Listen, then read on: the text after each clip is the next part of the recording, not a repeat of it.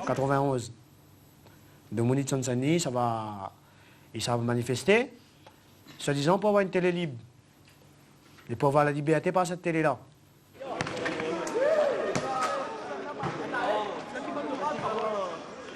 Est-ce que si Téléfreedom reprend ses émissions, est-ce qu'elle continue à être menacée par une saisie? La réponse est non.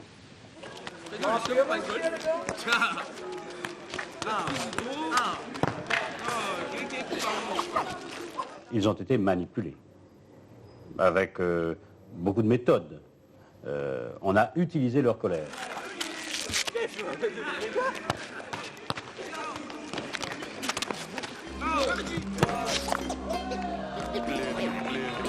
« 1991, au cœur de l'océan Indien, sur l'île de la Réunion, une manifestation dégénère contre toute attente. Les Réunionnais ont l'œil rivé sur leur monde. La révolte m'emporte, la merde dans tes yeux, mon langage est furieux. Mes écrits se disent sérieux, je me libère de la misère. Je parle au cri de la colère. La précarité m'a mis le doigt dans l'œil. Le chômage brûle le portefeuille, toucher le seuil de la pauvreté. La publicité me marque. L'île connaîtra plusieurs semaines d'émeutes sans précédent. M'oblige à braquer le banquier, ma survie dépend de ses billets. Morale à zéro, j'ai mis des balles de mon barillet. La dignité blessée, ma vie est courte pour rembourser le crédit. Commis mes envies. C'est la fermeture d'une télé libre qui déclenche le mouvement. La jeunesse est en première ligne.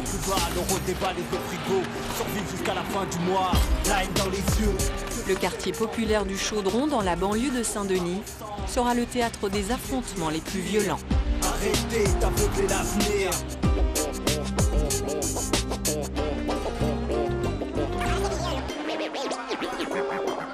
Les Réunionnais ont l'œil rivé sur leur montre. Moi, c'est Tréport Gaël, j'habite au Chaudron, j'ai 23 ans, je suis à la recherche d'un emploi. Comme beaucoup de jeunes, malheureusement, ça fait maintenant 5 ans que je ne vais plus à l'école. Avec mon diplôme, j'ai pu travailler 1 an. Et après, je me suis inscrit au Pôle emploi. Je fais des démarches et tout comme ça, mais sans réel succès en fin de compte. C'est un gars Chaudron, ça, c'est des gars-là, pas bon pour ça. Voilà. C'est en fin de compte, de la mentalité, ouais. C'est un truc manquant, donc là, reste toujours à travailler. Et je pense que dans le combat, les mener, hein, on aura toujours, mais il y a encore plein, beaucoup de affaires pour faire. Ouais. Les Réunionnais ont l'œil rivé sur leur montre.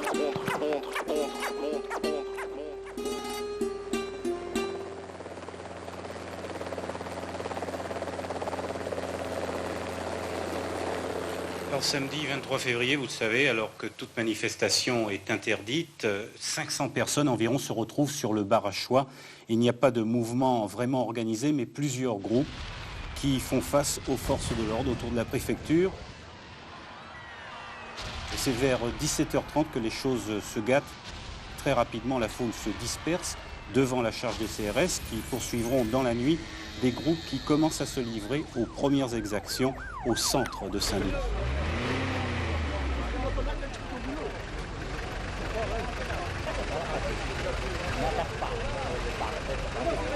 Oui, ça s'est vite déchaîné parce que les CRS venaient pour nous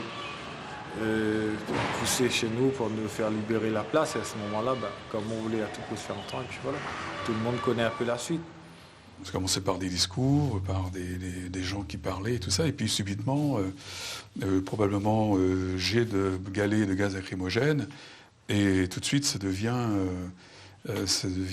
l'émeute. Hein. En pleine guerre du Golfe, et quelques mois après les émeutes urbaines de Vaux-en-Velin, la presse nationale s'intéresse rapidement à cette situation explosive. Tout commence par l'interdiction d'une chaîne pirate, Téléfreedom. La télévision émet clandestinement depuis 1986. Elle remporte l'adhésion d'une grande partie des Réunionnais. La population se mobilise pour défendre sa télé. La tension monte entre les manifestants et les forces de l'ordre.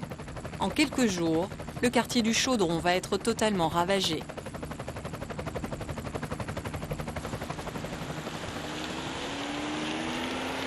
Quand j'ai découvert l'état du chaudron, mais ce fut un choc, un traumatisme même terrible, de voir toutes ces voitures incendiées, les magasins éventrés, les poubelles brûlées, tout saccagé, plus d'arrêts de bus. Le lendemain matin qu'on vous lève, et on a encore Bajodi, on a encore dans ce mail, on a encore l'effet lacrymogène d'Odier, et quand on regarde ça, on dit, quoi arrive à nous? On était loin d'imaginer que ça allait dégénérer comme ça. Il y avait l'impression qu'il n'y avait pas de limite. Il n'y avait plus de morale. Okay. Et les gens étaient forcément... Bon, il n'y avait plus d'autorité. On pouvait circuler dans le chaudron cagoulé. La situation reste extrêmement tendue dans les quartiers est de Saint-Denis. Les scènes de pillage, parfois de la part de très jeunes, se sont succédées aujourd'hui. Au milieu du chaos, des casseurs pénètrent dans le supermarché Score du Chaudron. Ils pillent le magasin. La nouvelle se propage rapidement. Le lendemain, des centaines de personnes viennent se servir.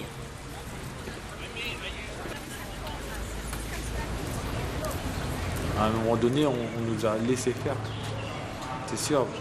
Ben, on se servait. Alors, il n'y avait pas de gêne quand tout le monde se servait.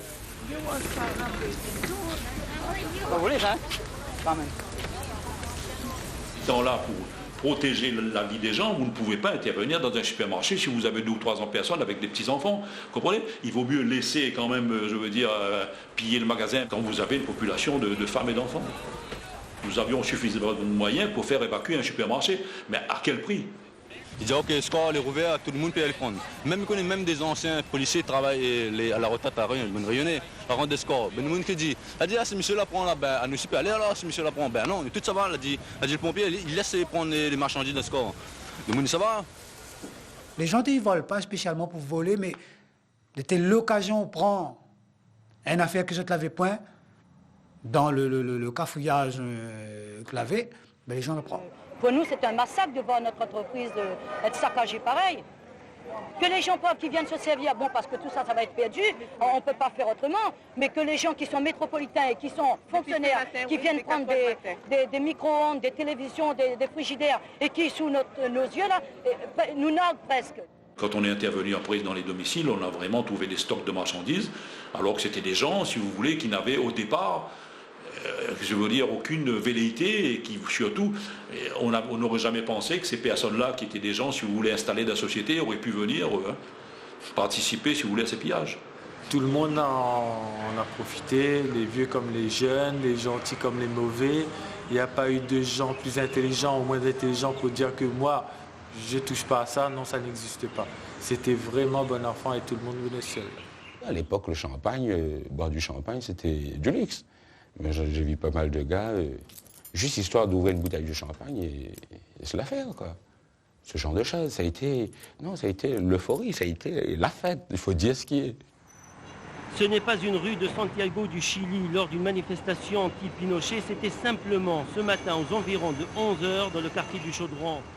Révolté et triste, cet employé devait ajouter « Il y a la guerre du Golfe et il y a la guerre du Chaudron ». C'est dans ce contexte tendu que RFO Radio va ouvrir son journal le lundi 25 février en parlant de la nuit des cagnards. Mais qu'est-ce que c'est que tout cela? Pour évoquer les événements de la veille. Une formule pour le moins maladroite qui va raviver les tensions. Attention, attention, lacrymogène barrela. Le mot cagnard était mais vraiment rabaissant. Quand il traite de cagnard, c'est comme si on... Ouais, moins que rien, comprends. Mais si t'es cette... Et là, il traite tout le monde. Les cagnards du Chaudron, c'est des chaînes. Et là, on dit, ben non. Ben non, des chaînes encore des fois plus. Je ne pense pas qu'il voulait dire ça, le journaliste, qui s'est exprimé ce matin-là, sur notre antenne. Mais c'était aussi une image facile qu'il a utilisée, un raccourci évident.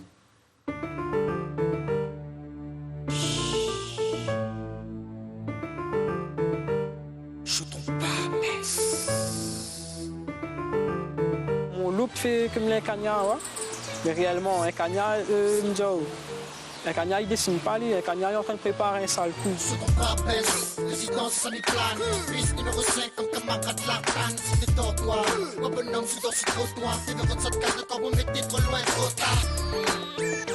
Mais dans la société, dans le langage donné, le mot cagnard, c'est les mal vus, ouais. C'est comme bad boy, il veut dire mauvais garçon. Tout de monde en fin de compte.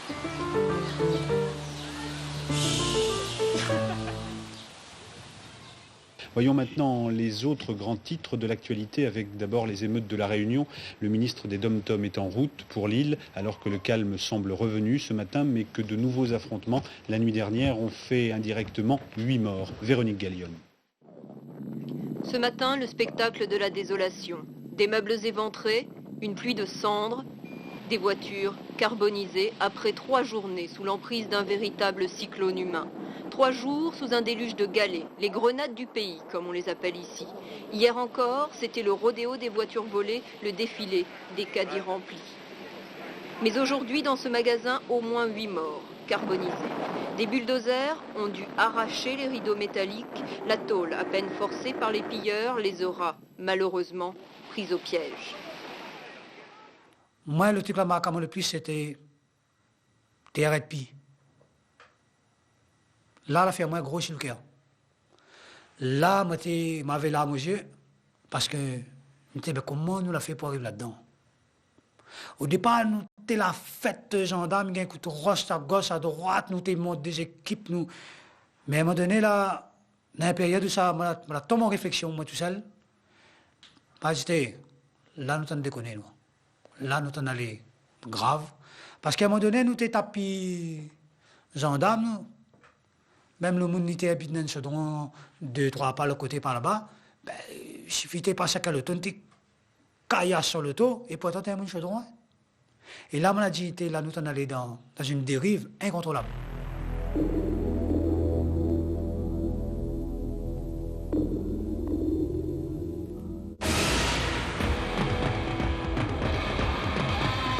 Madame, mademoiselle, monsieur, bonsoir. Compte tenu de la situation, nous avons préféré différer le face à la presse et faire donc ce soir une émission spéciale, un forum sur le pourquoi des événements de cette semaine à l'est de Saint-Denis et au Chaudron. Première fois, il passe à la télévision, première fois, il fait un débat. Moi, je n'étais pas né dans le domaine, comment dire ça, je n'ai pas fait Sciences Po. Comme on peut dire, moi, je n'ai pas fait des études sans savoir que moi-même, moi, j'étais aussi illettré. Et que moi, je ne connais ni lire, ni écrire, ni comprendre ce que je lisais. Comment il y a beaucoup comme moi, là, puis arrive là, à la télévision, avoir une conversation assez virulente et droite et causée au nom d'un tas de Réunionnais, pas simplement cette Chaudron. Et moi, je retrouve moi, porte-parole. 91, de Mouni-Tchansani, ça va manifester, soi-disant pour avoir une télé libre. Et pour avoir la liberté par cette télé-là. De Mouni, ça va. Le banquier, si tu as vu, mais tu n'as pas, comme d'habitude, tu as en l'air. Nous, les là, soir, pour bataille, pour le chaudron en question, pour la réunion. Le responsable, le SCOL, a dit, où il y a des brûles, prends. Comme ça, nous allons y mettre pillage. Nous, tu vas priver de la liberté. Si le causé, la liberté pour exprimer dans la classe d'école, la liberté exprimer dans le travail, la liberté exprimer quand vous pour les gagner une case. Mais aussi le créole riche, il ignore le petit créole parce qu'imagine aussi quand dans son temps il était petit créole comme nous. Nous n'est pas là spécialement pour dire la droite l'a pas fait, la gauche l'a pas fait, la droite l'a pas fait, la gauche l'a pas fait. Le problème c'est la société. Ben, il faut que je me débrouille tout seul, c'est la seule solution. Il faut être débrouillard, si on n'est pas débrouillard, ben, c'est foutu. Mon milieu social fait que c'est la méfiance en fin de compte, parce que voilà, il y a eu tel événement, et donc voilà, je suis quelqu'un comme ça. Mais là, mon but, justement, c'est le but de tous les jeunes, c'est de montrer que voilà, non, on n'est pas comme ça, il faut arrêter. Mais c'est les événements, mais c'est dommage parce que après, ça, comme je l'ai dit tout à l'heure, ça casse l'espoir aux jeunes aussi. Vous savez, ça casse.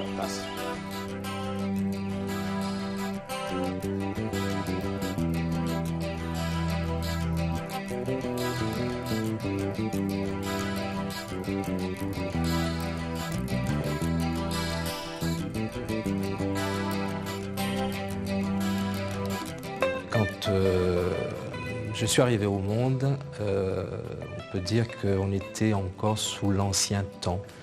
Comment je peux vous l'expliquer? Je ne suis pas né dans un hôpital ou dans une clinique. Je suis né à la maison, sur le lit de mes parents.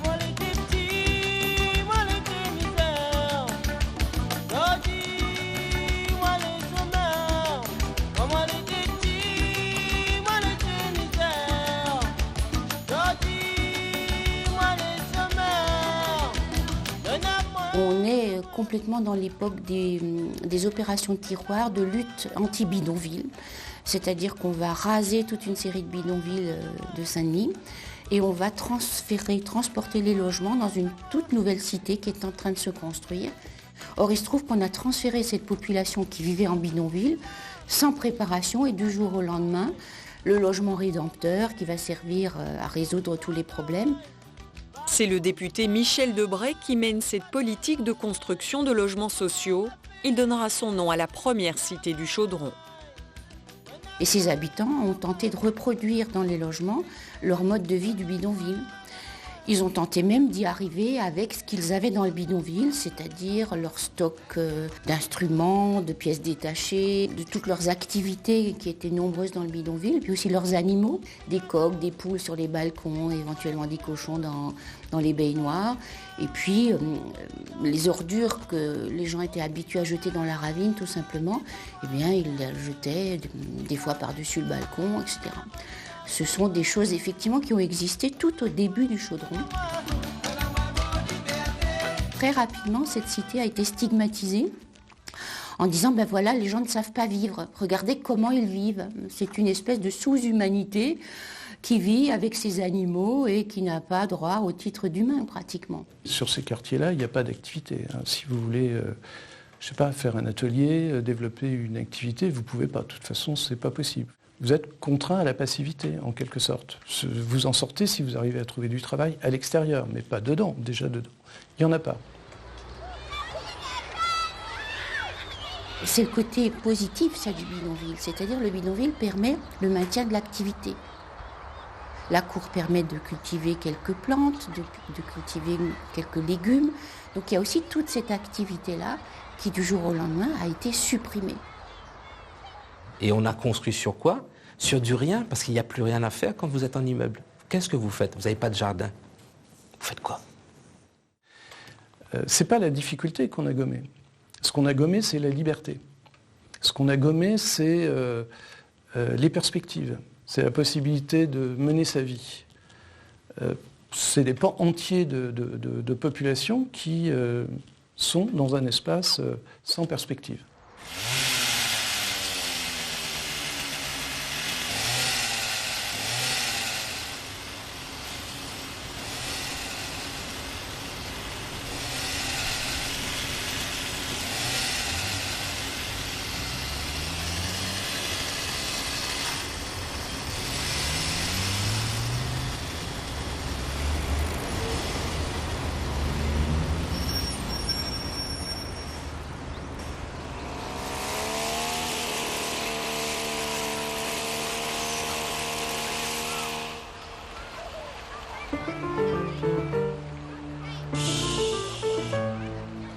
C'est pas New York, c'est pas Los Angeles, c'est le quotidien pour les jeunes de Chaudron Barbès. C'est pas car je les connais, non c'est pas le pareil, c'est pas Los Angeles, la pitié de Chaudron Barbès. C'est pas car je les connais. Le Chaudron aujourd'hui veut oublier, même s'il y a toujours un peu la réputation d'être un quartier difficile, la faute sans doute à cette forme d'habitat, la vie en immeuble qui correspond peu à la cellule familiale rayonnaise. La famille rayonnaise, vous savez, on est assez nombreux, pas dire tout le monde, mais en majorité, on est assez nombreux dans une famille, donc le fait qu'on est dans des blocs, mais ça joue un rôle aussi. Se sent un peu lésé, on va dire. Se sent un peu lésé parce que avant, comme ma grand-mère me raconte avant, on vivait dans des cases à terre. Tout le monde était à côté et il y avait une bonne ambiance malgré que la misère était là.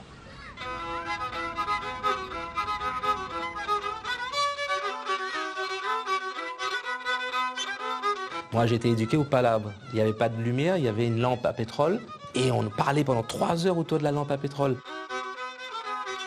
Dans ma génération, tout le monde vivait ça. Donc il n'y a plus ça. Pourquoi? Parce qu'arrivé au Chaudron, la télé prend place de la parole. Mon père ne parle plus. Il ne me raconte plus les anecdotes. Ma mère se tait. Et au fur et à mesure, on dit « Chut, taisez-vous ». Regarde le ciel, tout chaviré. Soleil, soleil dort, exo les feux. On ouvre une porte, on a des lits superposés à droite et à gauche de cette porte, et au fond, une télévision. Ça veut dire qu'en fait, la télévision, c'est la fenêtre, du coup, sur ce qui se passe à l'extérieur, et les lits, et les personnes allongées sur le lit regardent la télévision jusqu'à l'endormissement, hein, je crois.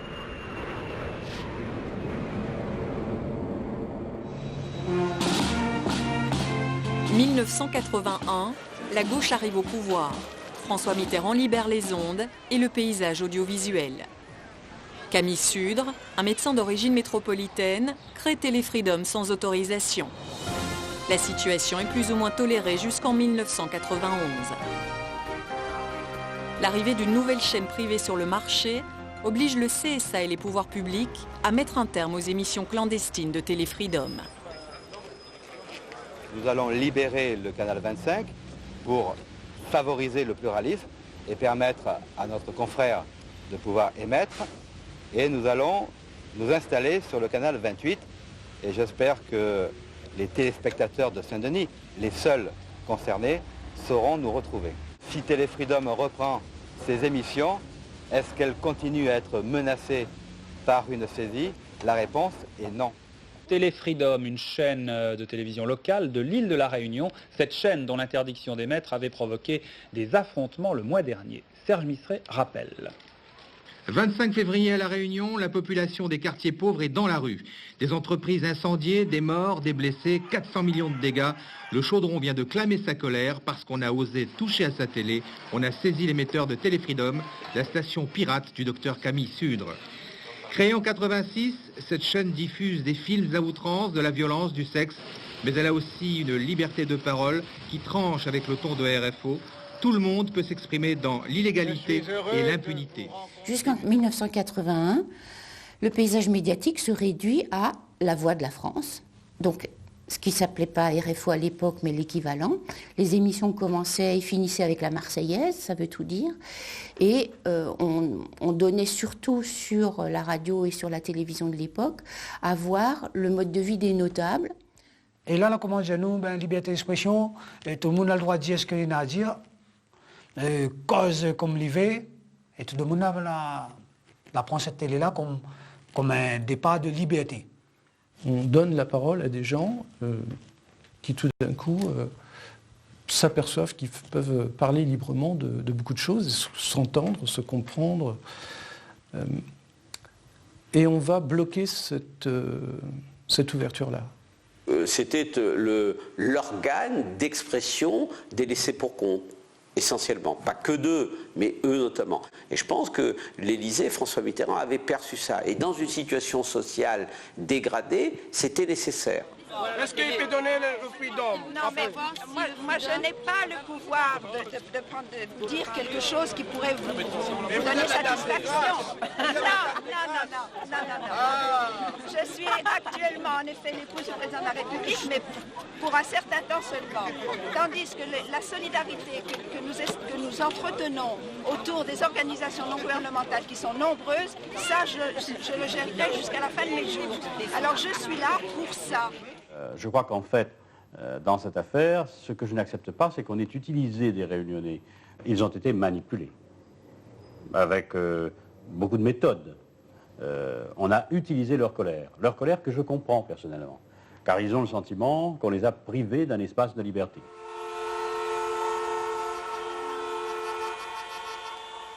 Si l'interdiction de Téléfreedom est l'élément déclencheur des émeutes de 91, les raisons profondes du malaise sont ailleurs.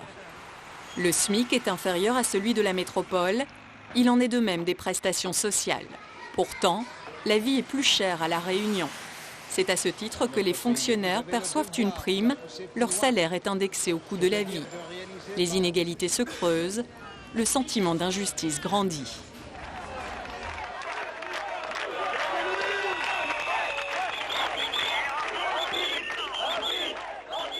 Donc on avait une société profondément inégalitaire.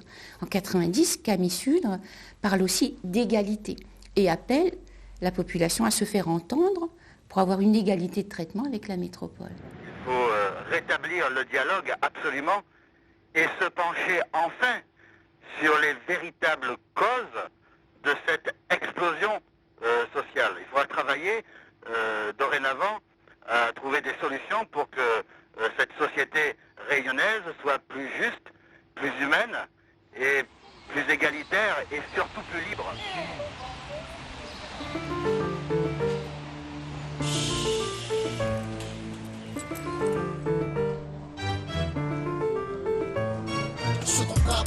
Résidence semi-plane, piste numéro 5 comme camarade Lartane. Si t'es en toi, mon bonhomme, je suis dans ce trottoir. Fais de votre saute carte quand vous mettez trop loin, trop tard.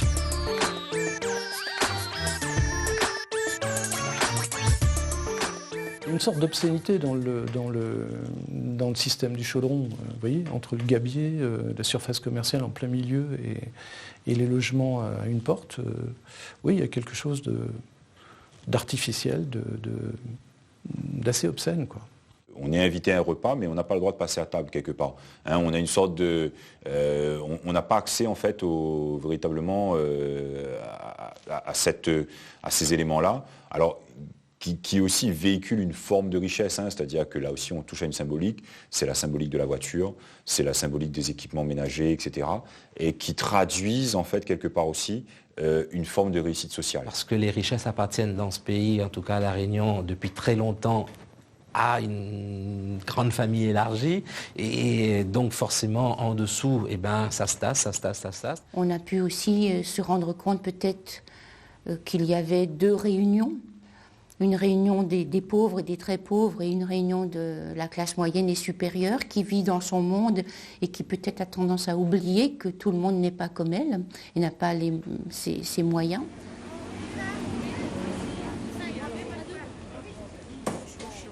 À la fin des années 80, La Réunion est le département d'outre-mer le plus peuplé et le plus pauvre. La génération qui manifeste dans les émeutes du Chaudron a vécu de plein fouet l'apparition du chômage de masse, synonyme d'un avenir bouché. Dans un an, vous allez passer votre bac. Qu'est-ce que vous allez faire après? Qu'est-ce qui vous attend? Si j'ai pas mon bac, je vais rester à la maison, attendre qu'on m'appelle à l'armée. Ou sinon, je vais passer un concours pour entrer à l'école des officiers. Sinon, si je peux pas, je vais rester comme tout le monde, chômeur. Ça veut dire quoi, rester comme tout le monde, chômeur? Comme la plupart des gens, la majorité sont chômeurs. Il va se dégager chaque année entre 1000 et 1500 ou 1200 emplois. Et les autres? Voilà, les autres sont sans emploi.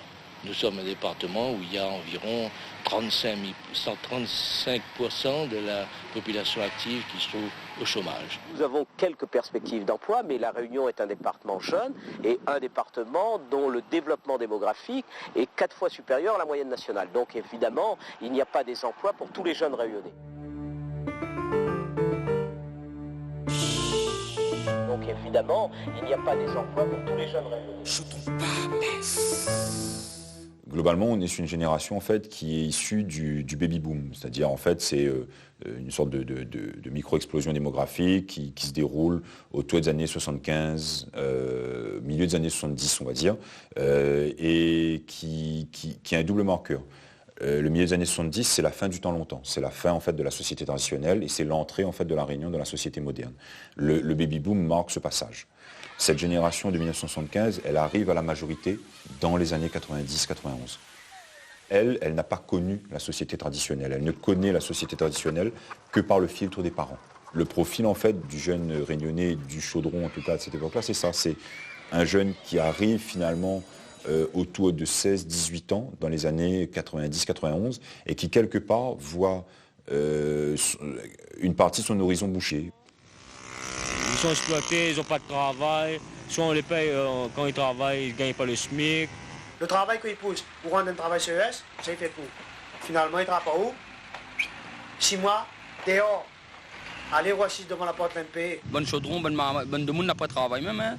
avec les étudiants, ça vient faire CES, et CES avec 1000 enfants sur les pieds de famille, là, comment on nourrit une famille avec 1200 enfants, 1500 enfants. Et après, il dit comme ça, ici, la Réunion, l'égalité, quelle égalité?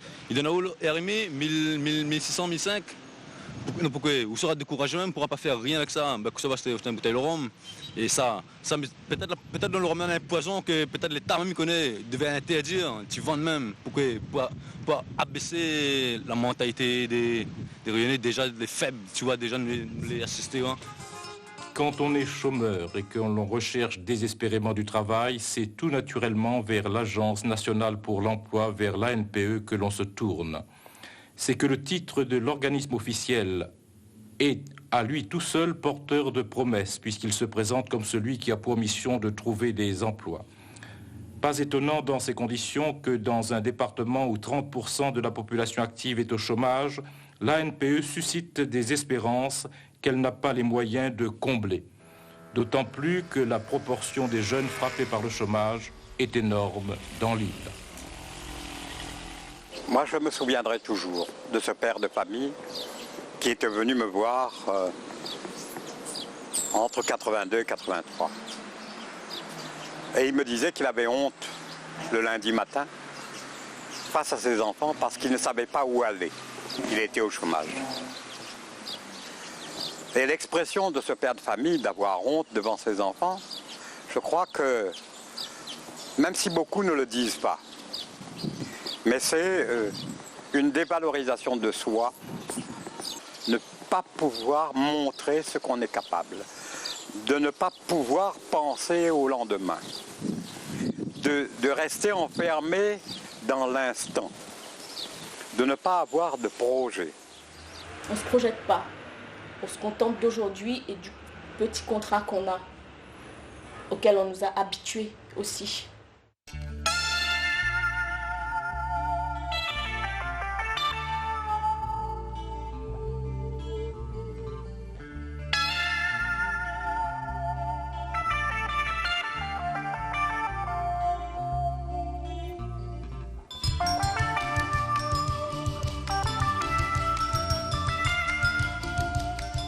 J'ai pu tenir dans ma pharmacie jusqu'à 2h de l'après-midi et à 2h j'étais obligé de quitter ma pharmacie parce que tout explosait de tous les côtés et que les pilleurs pénétraient à l'intérieur de ma pharmacie.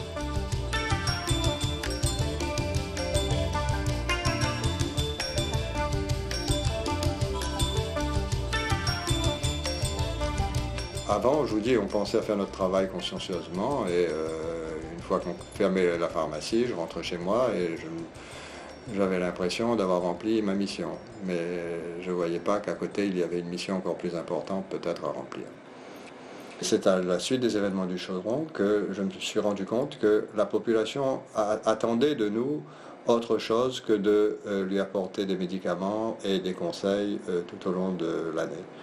Et c'est ainsi que l'on a décidé avec les associations de quartier du Chaudron que nous avons contactées à ce moment-là, de créer une association qui s'appelle l'Association des professionnels du Chaudron et qui a été créée il y a bientôt 15 ou 16 ans et qui a pour but de venir en aide à la population du Chaudron dans toutes les manifestations ou dans tous les besoins qu'elle pourrait avoir, notamment dans la formation, l'emploi et l'animation du quartier.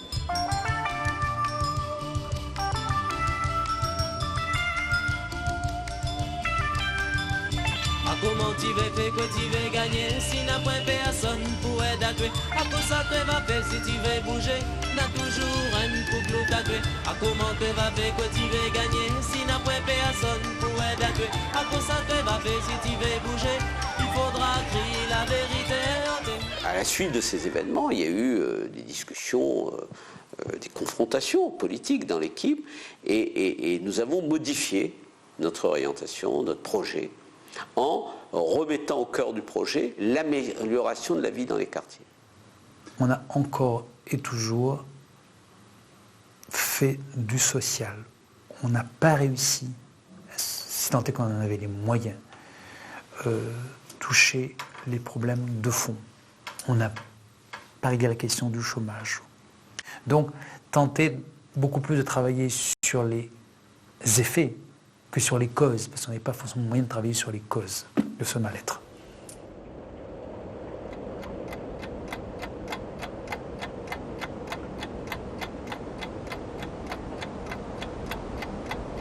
« 20 ans après les émeutes du Chaudron, le chômage frôle les 30%. La moitié de la population réunionnaise vit sous le seuil de pauvreté. Un tiers touche des minima sociaux.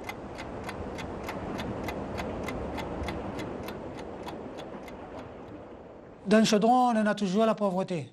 Mais ce n'est pas une pauvreté, comment dire ça, matérielle.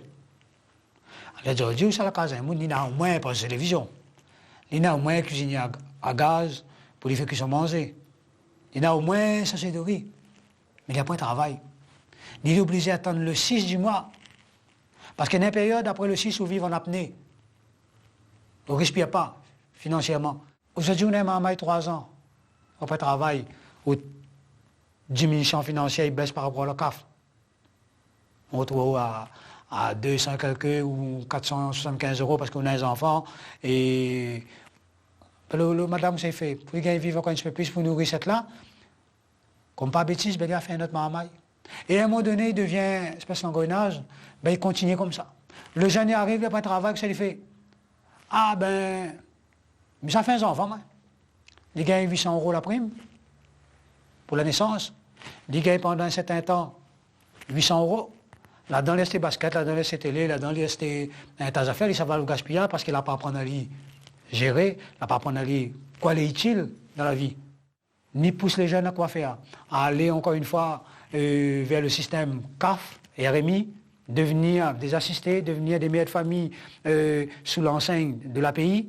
C'est ça l'objectif d'une société. C'est pas parce que dans le Chaudron qu'on passe voir sur tous les immeubles qu'on a des paraboles, que chaque parabole était un facteur de richesse. Non. C'est un facteur de dépenses inutile. Nous remplit le yeux avec des images, mais ne remplit pas le ventre. C'est ça que nous ne comprenons pas. La plupart de nous posent ma question.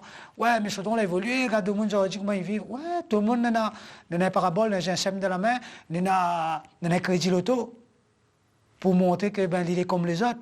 Mais la priorité, il n'est pas comme les autres finalement. Parce que des fois, il arrive à lire, il est prêt crédit, il connaît plus, il faut payer, il connaît plus, il faut manger. Donc, les prix valent de se priver sur le manger pour payer l'auto. Pas payer le loyer parce que l'auto est plus important. Et à chaque fois que ça, ben, on retrouve certaines personnes mises en demeure, mises à la porte. Il n'y a pas d'échappatoire parce que cette société-là n'a pas d'état d'âme. Mais nous, dans la société-là, en 2011, dans l'évolution que nous l'avons, l'écran plasma 3D, la totale, le lecteur MP3, mais ça, il ne mange pas ça. Ça, il ne soutient pas où, mange pas de télé, ou je ne sais pas quand on l'a fait, casse un bout de télé, manger pour remplir de vente. Je ne comprends pas. Nous, les partis d'une espèce de démarche commerciale, achète. On a dit voter utile, ici, on a acheté inutile.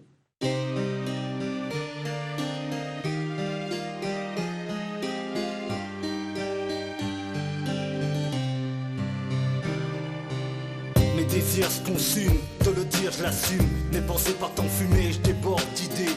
Éternelle musique, ma marque de fabrique. J'ai choisi la mort du risque, le manuscrit de mes écrits qui me transcrit le cri de ma liberté. Ce rêve me donne du respect pour exister, une force de vaincre pour résister.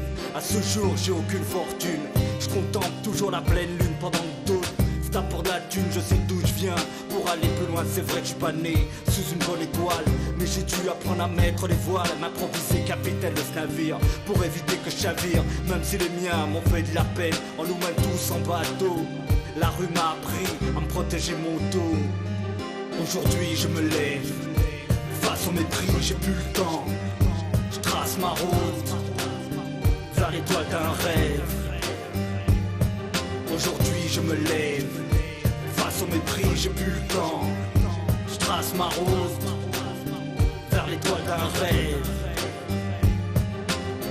On a voulu me faire tomber. Quand je regarde autour de moi, je pense que les gens sont trop obsédés par les choses matérialistes. Et donc, c'est pour ça que la main ici est emprisonnée par l'argent. Et c'est un problème parce que C'est comme si que la vie est faite comme ça. Travaille, consomme et crève. C'est pour ça que j'ai mis cette phrase. J'ai trop donné ma confiance, je mesure ma distance pourtant.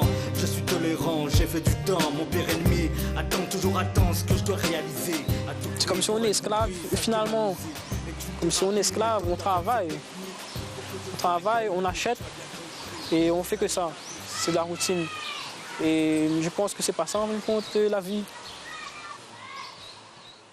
L'homme a besoin de travailler pour vivre, pour soigner sa famille, pour grandir et pour devenir responsable de la société. Mais tant qu'on a des hommes qui ne travaillent pas dans une société, il n'y a pas de responsabilité à prendre. Tout le monde devient des mendiants, des assistés.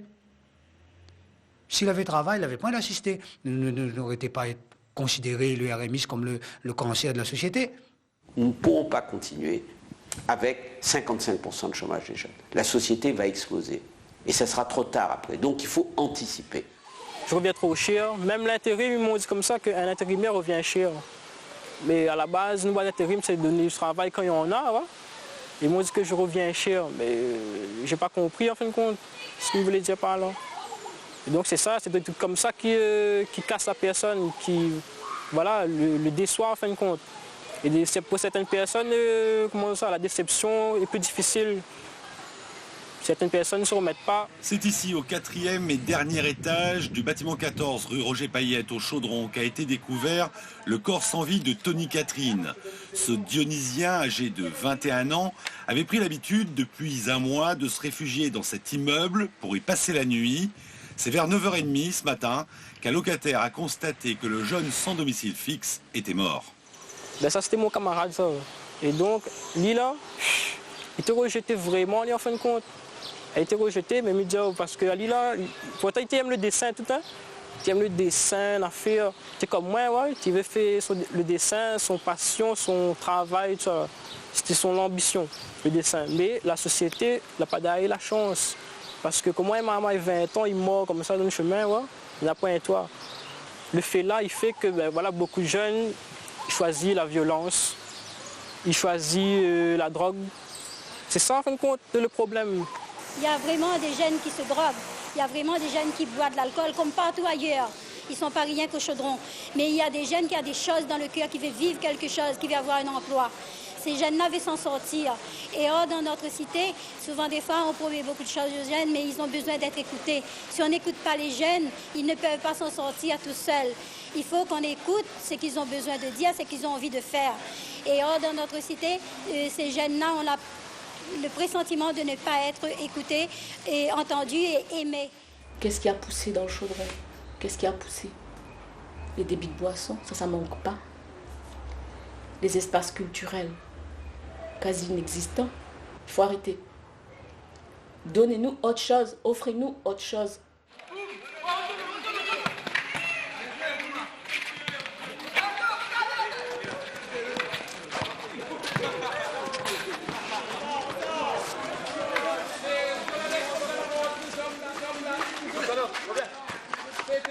J'ai encore petit frère, petit soeur derrière, donc il ne faut pas décourager, il ne faut pas montrer que je me décourage. C'est moi le grand frère. Et si je me montre que je me décourage, là, ben, comment mon petit frère, mon petit soeur, ça en fait derrière? Il y a eu un chemin, il y a eu beaucoup de compréhension. Les gens maintenant ont compris beaucoup de choses, donc ils sont plus posés à réussir dans le domaine artistique ou sportif. C'est quand même mieux qu'avant, il faut le dire. Il reste encore beaucoup de choses à faire. Voilà. Après les événements de 91, un élan culturel et sportif est né au Chaudron, comme pour donner de la voix à toutes les énergies, à tous les talents qui y naissent. Des troupes de théâtre comme Théâtre La Cour, des musiciens comme James, Comzot, Caf Malbar, ou encore des sportifs comme Daniel Narcisse, champion olympique de handball, font la fierté du quartier et de l'île tout entière. L'équipe de Kiel avec toutes ces stars à Mafat, dans le petit village de Cayenne, et Casse-Rabat avec Bande Créole en là-bas.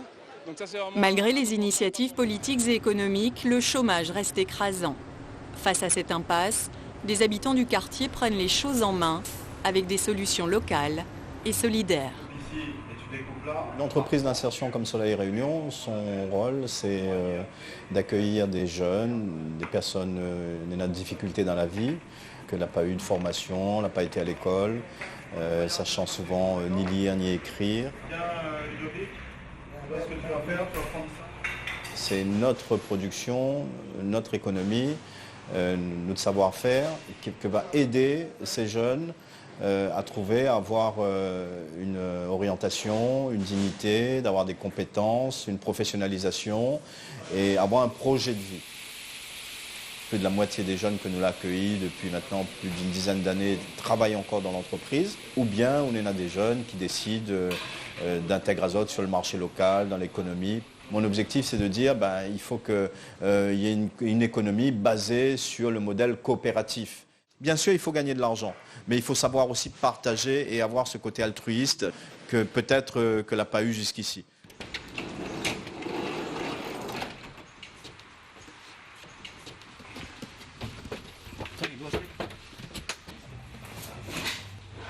À mon avis, de l'activité, il y en a. Elle n'est pas rémunératrice au même titre qu'un salaire, mais elle pourrait permettre, comme nos parents ont vécu à l'époque, apporter de l'eau au moulin et ne pas être dans la dépendance du système social tel qu'il est construit aujourd'hui. Moi, c'est le message que j'essaye de faire passer quand un gars arrive à Emmaüs. Je lui dis, tu quittes un monde, tu rentres dans un nouveau, et c'est à la sueur de ton front que tu vas bouger aujourd'hui. Et c'est ça qui va te rapporter un peu de sous, mais du lien social en abondance. Et surtout, tu vas apprendre à t'aimer, parce que si tu ne t'aimes pas, parce que tu te crois incapable de rien faire, tu ne progresseras pas, parce que sur ton visage, c'est écrit, dans ton regard, c'est écrit, quand tu te présentes à quelqu'un. Il voit que tu ne t'aimes pas. Hein. Si tu ne t'aimes pas toi, pourquoi lui va commencer à t'aimer?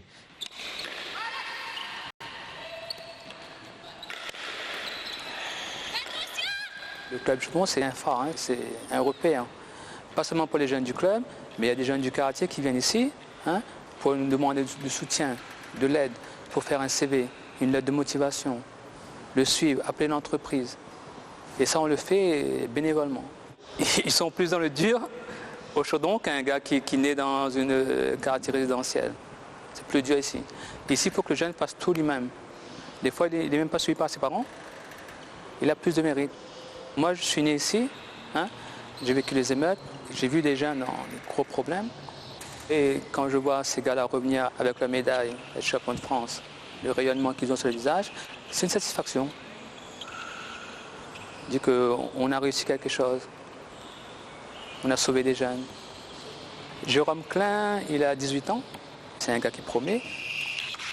Il est en présélection dans l'équipe de France pour les championnats du monde Espoir de 2012.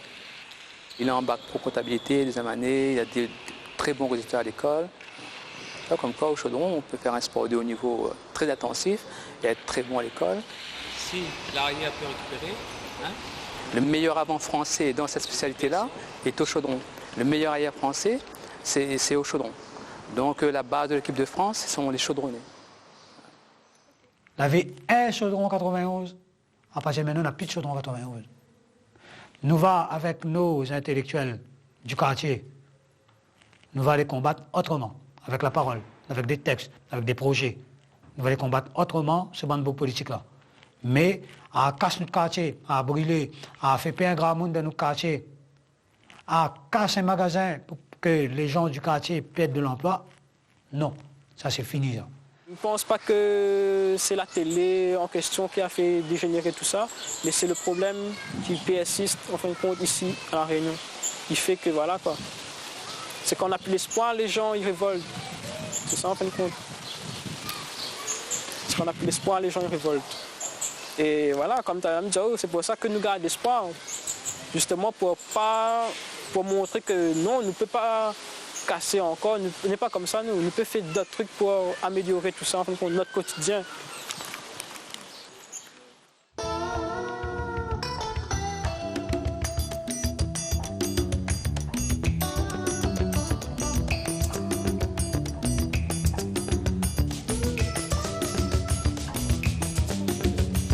Mon liberté n'a beau pas tout s'attiler, chaque bout de la terre, moi la fouiller, moi la rôde à douer. Oui, ben mon Dieu, nous te mettons, tu nous la donné. Et mieux la tomber, la guerre prisonnier, tu es où s'attiler.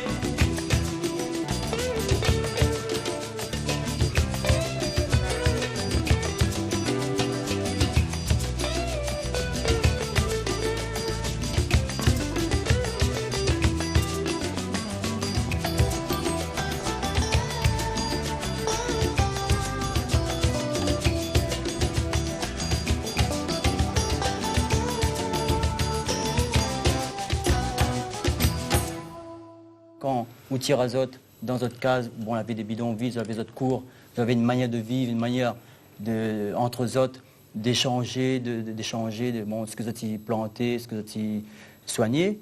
Ils étaient cause ensemble, avaient des relations, et brutalement la mettre aux autres dans des immeubles, dans des ensembles comme ça, déjà la casser. Donc, voilà, déjà on a des casseurs. La piller, ce que vous avez au niveau identité culturelle, vous en avez une dignité, la piller, ça. Dans les pilleurs, les casseurs, on a des élus, on en a l'État, on en a tout ça. Et aujourd'hui, regarde ce qu'on a fini d'arriver.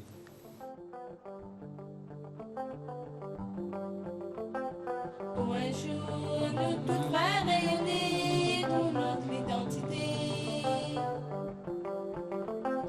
Pour un jour, nous bon maman et les fiers vivre si la terre sont aimée. Ainsi là où, quelle couleur sera la vie pour tout le monde ici.